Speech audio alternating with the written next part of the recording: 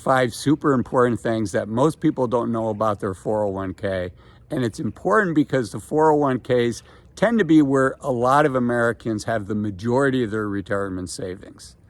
And the first thing to know is, you know what? Your 401k, unfortunately, is not free. And a lot of people think, well, my employer pays the costs associated with the 401k. Not always and not normally. Normally that fee is passed on to what's called the plan participants, which is you and I, right? And the fees can be quite significant.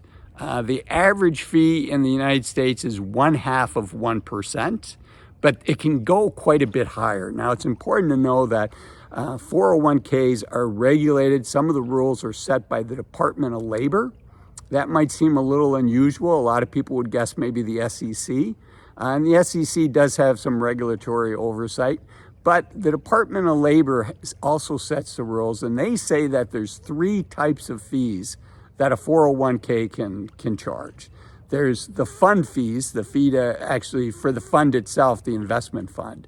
Then there's the administrative fee to just keep the 401k running. And then there's the individual service fees to help offset the cost of providing people loans, the administrative work to provide a loan. Some people take loans out of their 401k. In general, I don't think that's a good idea for most people. Or, you know, when they change jobs, they might want to roll it over to another 401k or roll it into an IRA so that there's work on that. But it can add up. Some people are paying over 2% a year on their 401k fees alone. And that's a lot. And if you don't know how to tell what the fees are on your 401k, stay to the end because I'll share with you how to find out. Okay, the second one is the money you take out of a regular 401k is going to be taxed as ordinary income when you take that money out. So you put money in pre-tax dollars, but now it's literally time to pay the piper. It's time to pay the government. And every dollar you take out is going to be taxed as ordinary income. So that's item 2.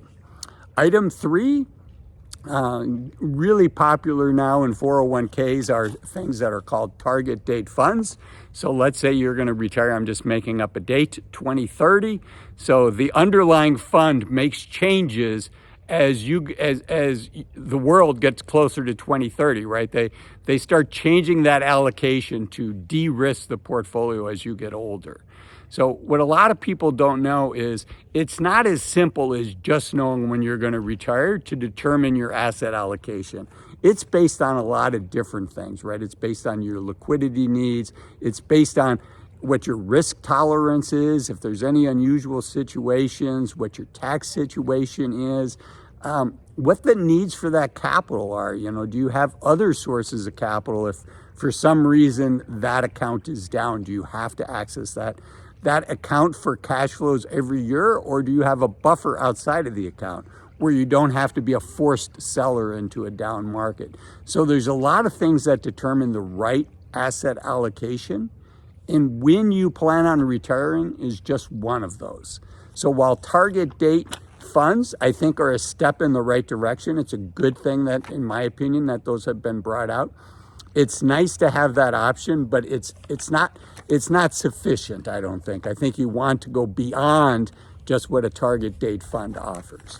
Okay, let's move on. Number 4 is a 401k is essentially just a wrapper, right? It's just an account that your money goes into, and the wrapper around it that the Department of Labor has set up allows you to put money in pre-tax dollars and allows your money to grow.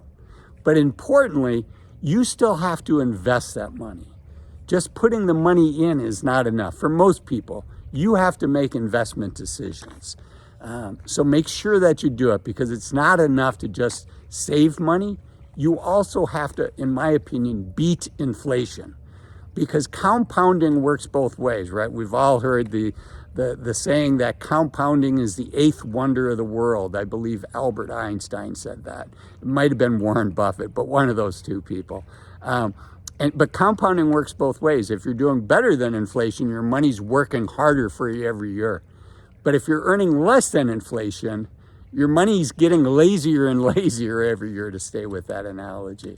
So it's not enough to just save the money. You have to invest it, make sure you're doing it.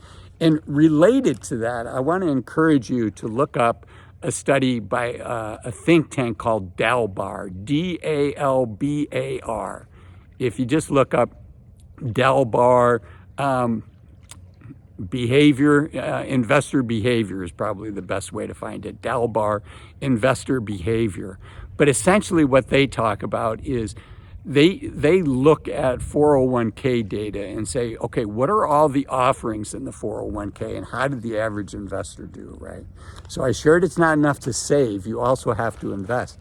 But unfortunately, average 401k investor is making really bad investment choices. And this is not me saying this, this is Dalbar.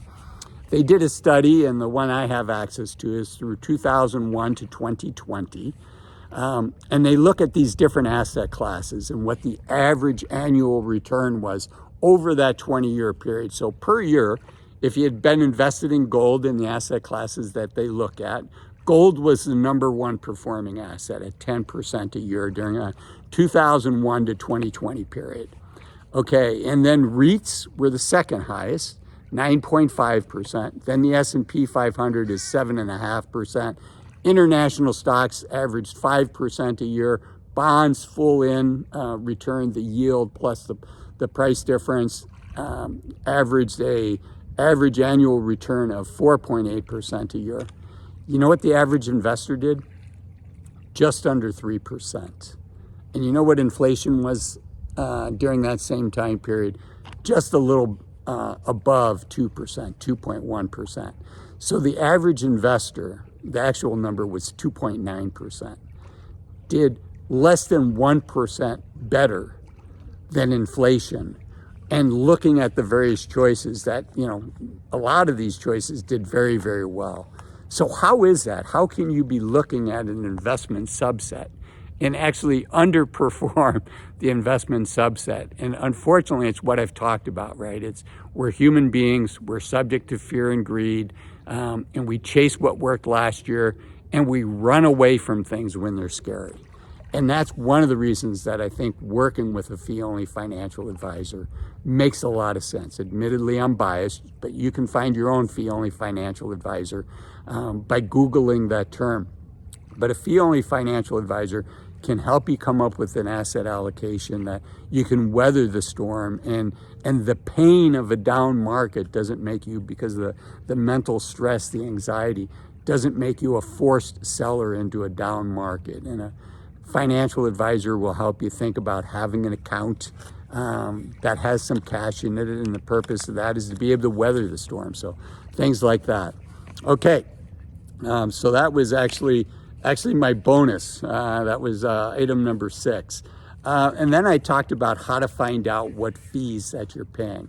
Again, it's regulated by the Department of Labor. If you just look up Department of Labor report on fees, you'll find that report, and I'll also link it in the show description. And if you enjoyed today's show, I know you're going to like this video here that talks about the average income for retirees in America, and this video down here that talks about 5 reasons to retire as soon as you can. Thanks for watching. Bye-bye.